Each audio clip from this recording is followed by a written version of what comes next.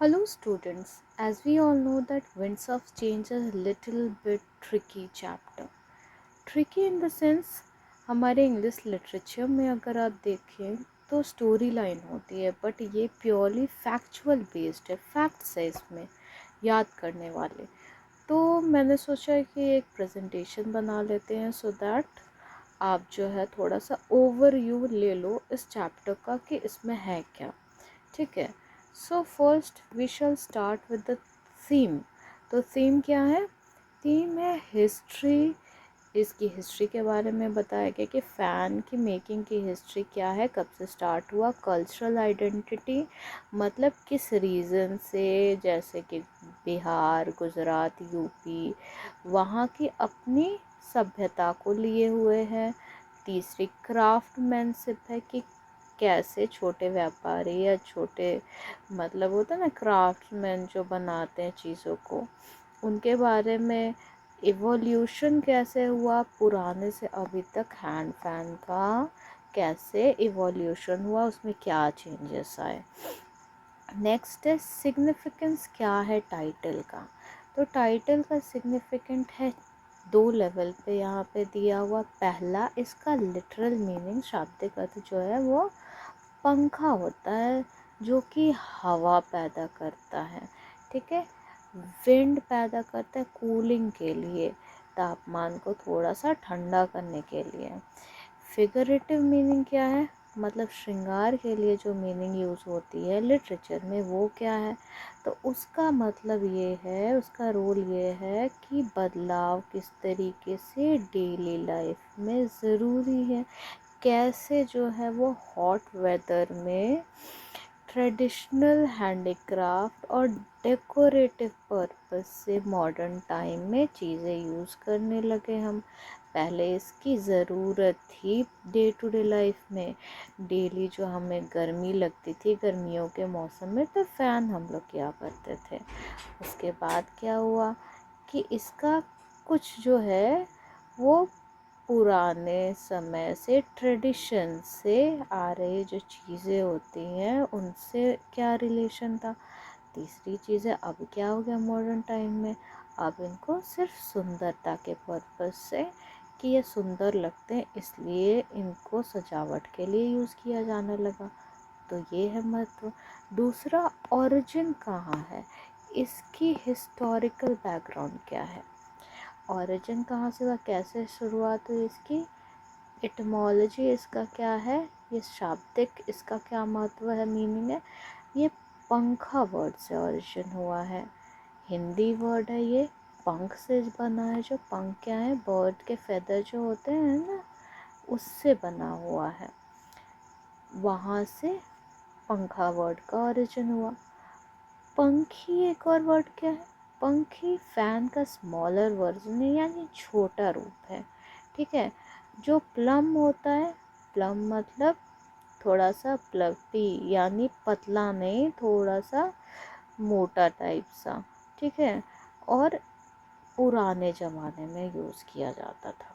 ठीक है, next, historical evidence कहाँ मिलते हैं हमें कि पंखा कब यूज़ हुआ और कब से शुरुआत हुई उसकी। तो हम जब अजंता के केव्स को देखते हैं, वहाँ की पेंटिंग को देखते हैं, तो हमें विजुअल प्रूफ यानी देख के आप जान सकते हो कि वहाँ पे ये चीज़ तब से चली आ रही है। और कब की है ये, सेकेंड सेंचुरी टाइम की है। ठीक है, दूसरा क्या है, स्कल्पचर्स में डिपिक्शन जो है वो एंशियंट में देख सकते हैं। मतलब हमारे जो पुराने लिखे हुए ऋषि मुनि के जो चीज़ें हैं, जो स्कल्पचर्स है, वहाँ पे भी ड्राइंग्स वगैरह में आप ये चीज़ देख सकते हो कि फैंस का डिपिक्शन है। मतलब या तो फ़ैन के फ़ोटोज़ बने हुए होंगे। ठीक है, एम्ब्रॉयडरीज़ में, एम्ब्रॉयडरी जो की जाती है, कलाकारी की जाती है मोस्टली, जो वो थ्रेड वर्क से किया जाता है, उसमें आप देख सकते हो। तीसरी चीज़ कहाँ है, कार्विंग्स में, कहने का मतलब जैसे पत्थरों पे उकेरे हुए पिक्चर्स, वहाँ से आप हिस्टोरिकल पॉइंट ऑफ व्यू से जान सकते हो कि ये सारी चीज़ें कितनी पुरानी हैं और पहले भी इस्तेमाल की जाती थी। अब एंशियंट का रोल क्या था, किस चीज़ में इसे इस्तेमाल किया जाता था मेनली, तो राजा महाराजा को फैन करने के लिए। दूसरा, नोबल्स जो दरबारी होते थे, जो अमीर वर्ग होते थे, उनके लिए ये चीज़ फ़ैन का यूज़ किया जाता था। दूसरा कहाँ यूज़ होता था, टेम्पल्स में यूज़ होता था रिचुअल के तौर पे। मतलब जो भगवान को पंखा करने के लिए जो रिचुअल्स किए जाते थे, जैसे कि कोई भी पूजा पाठ में वो रिचुअल होता है, उसके तौर पे यूज़ किए जाते थे। थोड़ा सा आप कोरिलेशन ये देख सकते हैं कि अगर आप झारखंड बिहार से बिलोंग करते हो तो वहाँ पे अभी भी जो कुछ पूजा होती है ना, सावित्री पूजा, वट सावित्री पूजा और कुछ, तो उसमें क्या होता है कि फ़ैन बनाए जाते हैं। कुछ तो नेचुरल फैंस पत्तों के भी बनते हैं और कुछ बैम्बू फैंस होते हैं। तो उनका जो मतलब एक तरीके से रिचुअलिस्टिक भी एक सिग्निफिकेंस है, महत्व है। दूसरा, ये रेंज कितने बड़े हुआ करते थे, 2 इंच से लेकर बहुत ज़्यादा बड़े बड़े हुआ करते थे, जिनको पूरे हाथ की ताकत से फैन करना पड़ता था, पूरी हाथ की ताकत से उनको हिलाना पड़ता था। जैसे कि मान लीजिए अगर आप पुराने ड्रामास वगैरह देखते हो तो पीछे 2 दरबारी खड़े रहते हैं और वो जो है वो किंग को, हमारे राजा को पंखा करते रहते हैं, तो वो बहुत बड़े हुआ करते हैं। तो अगर आप वो देखे होंगे तो आप अगर अकबर बीरबल जैसी स्टोरीज से कोरिलेट कर सकते हो। नेक्स्ट, जब हम आते हैं कल्चरल डाइवर्सिटी, यहाँ पे उसके हिसाब से फ़ैन के ऑरिजिन्स हैं और रीज़न वाइज वेरिएशन है। ठीक है, पहले क्या था, नेसेसिटी जो थी वो कूलिंग के लिए यूज़ की जाती थी। गर्मियों के मौसम में थोड़ा सा वेदर जो है वो बहुत ज़्यादा ह्यूमिड हॉट हो जाता है, तो उसको नॉर्मल करने के लिए समर में यूज़ किया जाता था। तो सारे रीज़न में ही ऑलमोस्ट ये चीज़ डेवलप हुई थी, जो अलग अलग अपने लोकल मटेरियल के हिसाब से और अलग अलग यूनिक डिज़ाइन के हिसाब से तैयार हुए थे। तो हम देखते हैं कि कैसे कैसे डिज़ाइन और कहाँ कहाँ के हैं। पहले तो राजस्थान का देखते हैं। राजस्थान में क्या है, एप्लिक वर्क और जरदोई वर्क, जो गोल्ड में रिच थ्रेड वर्क के तरीके से यूज़ किया जाता, मतलब धागे जो है वो सोने के हुआ करते थे, सोने की जरी वाले जैसे वर्क है उस तरीके का किया जाता था। थोड़ा बहुत हम लोग उसका रेप्लिका वाला जो है वो इमेज से भी देख के कोरिलेट करने की कोशिश करेंगे। मटेरियल क्या यूज़ होता था, मटेरियल जो है वो कलरफुल पीसेस यूज़ होते थे और थ्रेड वर्क, गोल्ड का थ्रेड यूज़ किया जाता था। नेक्स्ट है गुजरात के कच्छ में। गुजरात के कच्छ में मिरर वर्क होते हैं, वहाँ पे साड़ियाँ भी मिरर वर्क की बनाई जाती हैं। अगर आप साड़ी देखो तो आप कोरिलेट कर सकते हो कि पंखों में भी वो मिरर का वर्क करते थे। दूसरा, बीड वर्क, बीड क्राफ्ट। बीड जो है वो छोटे छोटे दाने होते कलरफुल, जिनका यूज़ किया जाता था।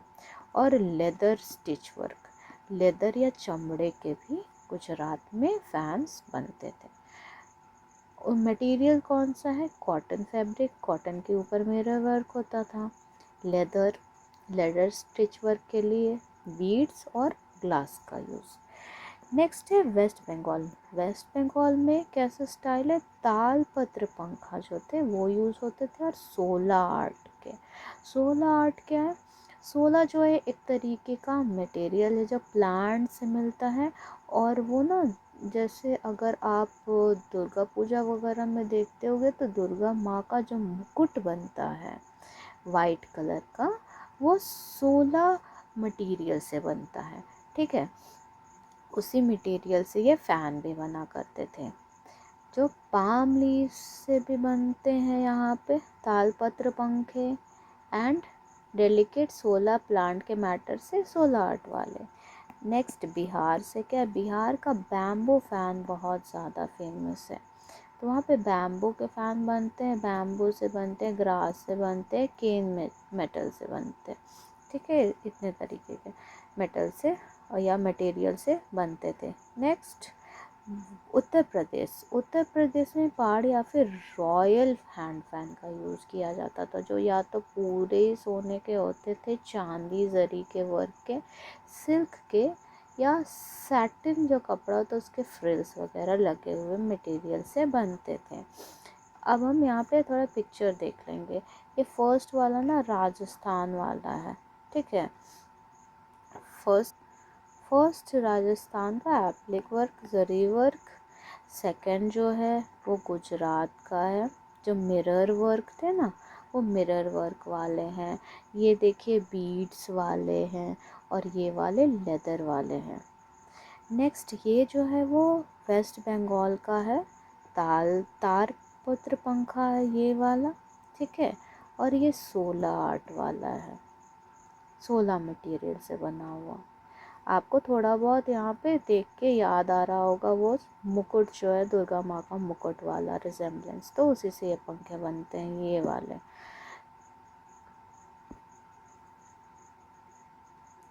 नेक्स्ट ये वाला जो फैन है, ये फ़ैन जो है वो बैम्बू फ़ैन है, ये बिहार वाला फ़ैन है।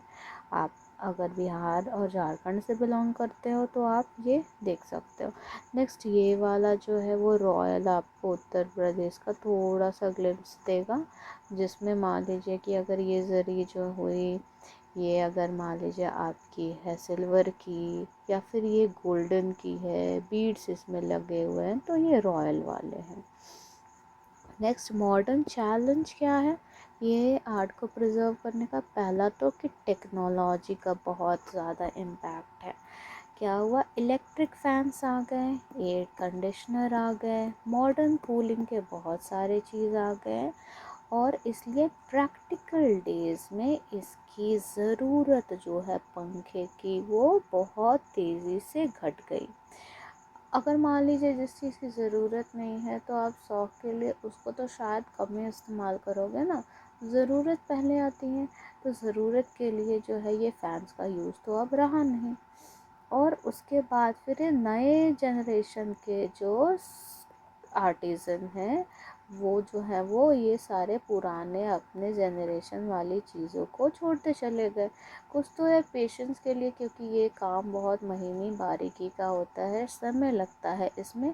और दूसरा चीज़ है कि ये अब उतना इनको सोर्स ऑफ इनकम जो है पैसे नहीं दे रहा था, क्योंकि ज़रूरत नहीं है तो डिमांड घट गया। जब डिमांड घटेगा तो प्रोडक्शन जो है वो भी तो घटेगी, तो उसमें जो लोग लगे हुए हैं वो भी अपना काम छोड़ के और दूसरे काम में लगेंगे ना, तो इसीलिए। नेक्स्ट है the shift to commercial craft. अब कॉमर्शियल क्राफ्ट में ऑब्वियसली शिफ्ट हो गए, है ना। पंखा have evolved into cultural decorative and art items. अब कॉमर्शियली कैसे शिफ्ट हुआ ये कि ये डेकोरेशन का पर्पस बन गया, क्योंकि ज़रूरत तो बची नहीं, इसीलिए डेकोरेट करने के लिए इसको यूज़ किया जाने लगा।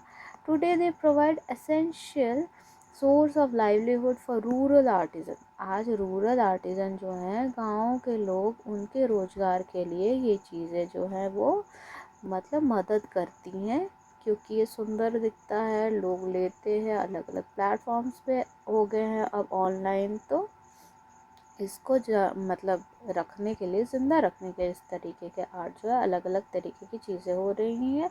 तो गाँवों के लाइवलीहुड के लिए, या फिर जो वुमेन जो हैं, जो औरतें घर पे बैठी है, ट्राइबल हैं, तो वो कम्युनिटीज़ में ये अभी भी जो है वो मतलब ये शिफ्ट हो चुकी है और ये चल रही हैं। इसको प्रिजर्व करने के लिए क्या किया जा सकता है, वर्कशॉप और क्राफ्ट फेयर लगाए जा सकते हैं, एग्जीबिशन लगाए जा सकते हैं, अवेयरनेस फैलाया जा सकता है। जो नए बायर से, अभी के बायर से, उनको इसके बारे में बताया जा सकता है ताकि वो इनसे जुड़ें और ख़रीदें इसको। कमर्शियल प्लेटफॉर्म जो है, जो मॉडर्न मार्केट देता है, जैसे ऑनलाइन बहुत सारे शॉपिंग वेबसाइट है, वहाँ पे इनको डाल के और उसके लिए इनको पब्लिकली और ज़्यादा ये किया जा सकता है, सो दैट ये खरीदे जा सके। इनोवेटिव ट्रेडिशंस, जैसे ऐसा बैलेंस हो जो ट्रेडिशनल आर्ट और हेरिटेज से जुड़ा हुआ हो, दूसरा कि एस्थेटिकली दिखने में जो है वो बहुत आकर्षक हो, और मॉडर्न कंज्यूमर्स को, मॉडर्न जो है उपभोक्ता जो है जो लेते हैं सामान, उनको भी अट्रैक्ट कर सके, ऐसा बैलेंस बनाया जाए। तो इसके तौर पे वो जो है वो इनको और समय तक प्रिजर्व किया जा सकता है, या ये खरीदे जा सकते हैं, रहा जा सकता है, रखा जा सकता है इनको फ्यूचर में भी, नहीं तो ये विलुप्त हो जाएंगे। नेक्स्ट कुछ वोकैबुलरी यहाँ पे है जो मैंने ऐड किया है। इंडिजिनस मतलब क्या होता है, जो लोकल होती हैं चीज़ें ना, जो ओरिजिनली नेचुरली उस जगह पे उत्पन्न होते हैं। जैसे कि मान लीजिए कि नीड के हिसाब से, ज़रूरत के हिसाब से जब चीज़ों का आविष्कार होता है वहाँ पे, तो उसको इंडिजिनस बोलते हैं, वो लोकल उस जगह की है। इनोवेटिव क्या है, इनोवेटिव मतलब नए आइडियाज़, नए मेथड जो हैं वो ओरिजिनल अप्रोच से बने हुए हैं, किसी से कॉपी नहीं है, वो इनोवेशन है। इंडस्ट्रियस क्या होता है, इंडस्ट्रियस का मतलब होता है कि जो बहुत मेहनती है, डिलीजेंट है, उसको इंडस्ट्रियस बोलते हैं। इंट्रिकेट क्या होता है, इंट्रिकेट मतलब बहुत ही बारीकी से डिटेलिंग जिसमें की जाती है, उसको इंट्रिकेट बोलते हैं। कॉम्प्लिकेटेड मतलब, कहने का मतलब है कि वो बहुत बारीक होता है ना, इसलिए कॉम्प्लिकेटेड लगता है, वो बहुत ऐसा अलग अलग से ऑर्गेनाइज या सुलझा हुआ नहीं, लेकिन इतनी अच्छी तरीके से डिटेल एकदम बिठा के की जाती है, वो बहुत माइन्यूट होता है, बारीक होता है। सस्टेनेबल लाइवलीहुड, देखिए इसका मतलब ये है कि ऐसा लाइवलीहुड जो टाइम पीरियड के साथ जो है वो डिप्लीट ना हो, घटे ना, लगातार जो है वो लाइवलीहुड यानी सोर्स ऑफ इनकम या पैसा बना रहे और आजीविका का एक लगातार स्रोत बना रहे, उसको सस्टेनेबल लाइवलीहुड बोलते हैं। Now we are at the end of the presentation and I hope you liked the video. बहुत सारी चीज़ें हो सकती हैं आपको ऐसा लगे कि छूट गई हो, अगर तो वो सारी चीज़ें जो है क्वेश्चन आंसर में कवर हो जाएंगी, but I have try to give a brief introduction of the chapter, जो आपको बहुत ज़्यादा हेल्प करने वाला है आपके एग्ज़ाम्स में। तो अगर आपने लास्ट तक वीडियो देखा है तो thank you very much, and अगर आपको ऐसा कोई भी वीडियोस चाहिए होगा तो you can drop down in comment section. Okay, thank you.